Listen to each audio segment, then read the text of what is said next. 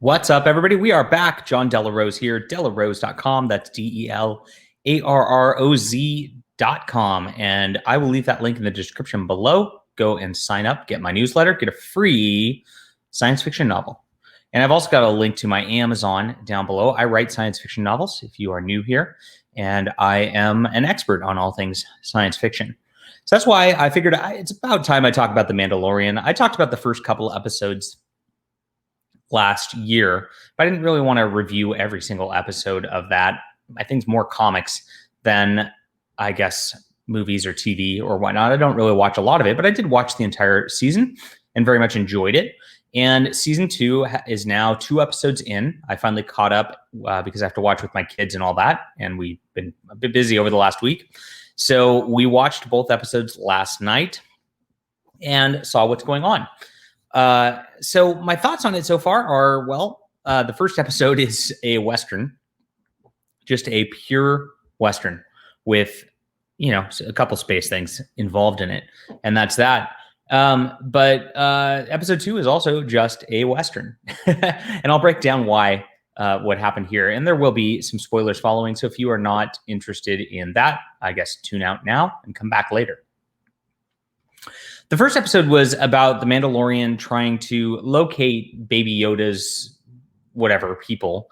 And to do so, he has to find his Mandalorians. And I don't know why that's the case, because there were Mandalorians in the last season, and they didn't seem to have a good compass for Baby Yoda's people, but whatever.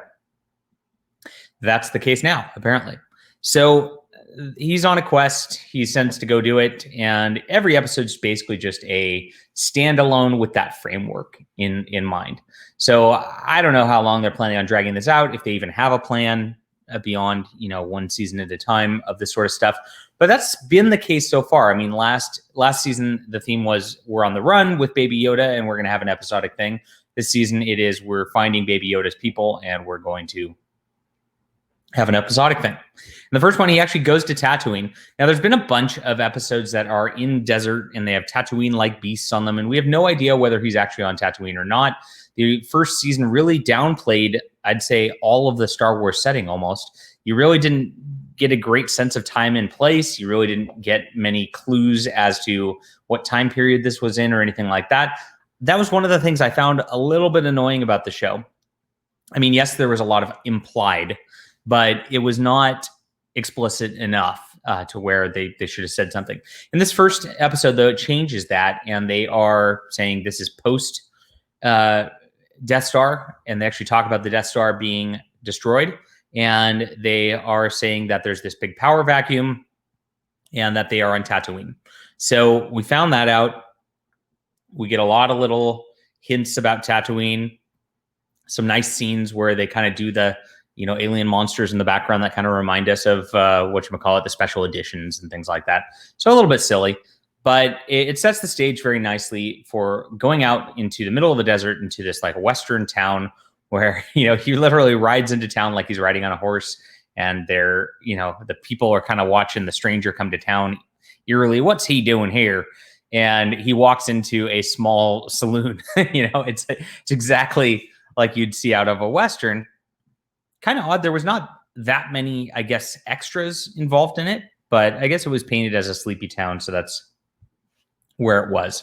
Now, there's a monster that goes through the sand like in Dune, basically. Very nice science fiction concept right there. And they have a marshal who has Boba Fett's armor. It's implied it's Boba Fett's armor. It's not stated. But he bought it off some Jawas, and it was all beat up. And, that leaves a mystery there as to how that got out, I guess, of the Sarlacc from Return of the Jedi. So nice little references there. And then they handle it, and they do the thing like using the townsfolk as a Western town, and actually using the Tusken Raiders as kind of like the savage Indian trope on there. So perfect Western, and I was perfectly happy and satisfied with it. Now, it's interesting. It was very episodic and very trite, and it was very obvious. There were no major twists where I thought, things were happening that I didn't expect to happen. And I find that very refreshing, honestly. I'm kind of sick of overly complicated plots. I'm sick of the twists dominating everything. And I think that is the problem with most movies, most TV at this point. They're trying to make these dark twists all the time that are really painful and really, I guess, how do I want to state that? Forced, I would say it is. So this storytelling is pretty refreshing on that level. What was kind of obnoxious about it was there's a lot of scenes where they're traveling to one place to another, and it was very clear it was just like poor CGI green screen, and it would slow the pace considerably. You could have cut out like 2/3 of it, and it would have been a much faster episode that would have gone a little bit better. So I don't know, that would have cut out 10 minutes. I think that would have been worthwhile for them to do, but for some reason they did that. Show the passage of time, whatever. Baby Yoda's just kind of sitting there in the background. He's not doing much other than being a prop that does cute things periodically at this point, and that's that. And then they fought a monster.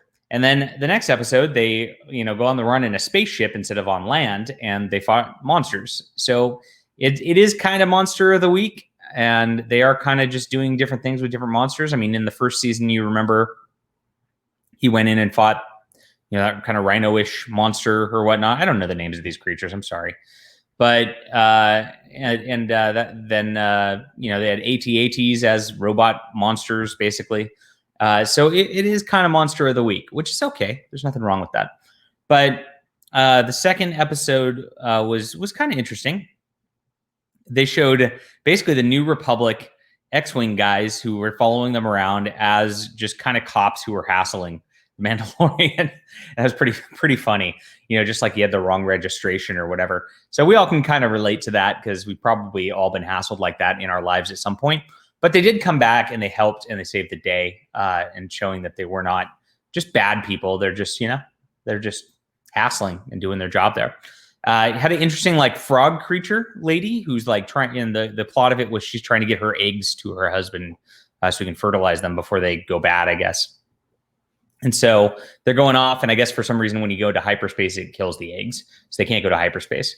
So that's their onus for doing this episode. And Baby Yoda was really creepy in this one because he was eating this lady's eggs. It was kind of cannibal stuff. It's very very icky, and if you think about it too much, but that's what went on there. And of course, you got the spider monsters at the end. So lots of monsters, and I don't know where it's going. Like I said, it's very episodic and doesn't seem to be progressing the plot a terrible amount, like the overarching plot, that is. You're kind of just like getting that. No, that overarching plot's in the background. It reminds me a lot of TV shows, I guess in the late 90s, like Andromeda, I'd say, where they still do like an episodic thing, but there's this overarching plot where they're trying to rebuild their Commonwealth or whatever. And it works pretty well for that, and it's actually working pretty well for this also. So not too bad of stuff. I think it's pretty enjoyable so far. The kids loved it. Absolutely. It's kind of nice. You don't get, you're not getting a lot of dark content. I mean, you get the creepy spiders and all that, but because there's the humor moments with Baby Yoda and the humor moments with that like lizard lady or whatever in there, it offset a lot of that to where even the young kids were like, okay, this is pretty cool. They do put a TV-14 on it for violence, which I appreciate, at least that warning, because it does get a little hairy in there. But there's nothing in there, honestly. My kids haven't seen in every movie already at this point. But they're not pushing any weird agendas or anything like that, which is kind of nice also to see in a TV show, and just keeping it family friendly. And I want to urge Disney, stay on that course, because family friendly is the way to go. And I'm happy to have content like this and I want more content like this. And so, things for the family to do together and not have to like worry about. This is kind of what we used to do back in the day with stuff like this. I mean, I'd watch the old Star Wars movies with my parents, and that was kind of fun. And so if you want to push that, that's a good thing. And I think that the ratings are going to show it's a good thing also. All right, let me know if you're watching this. Leave a comment down below, and we will talk to you guys soon.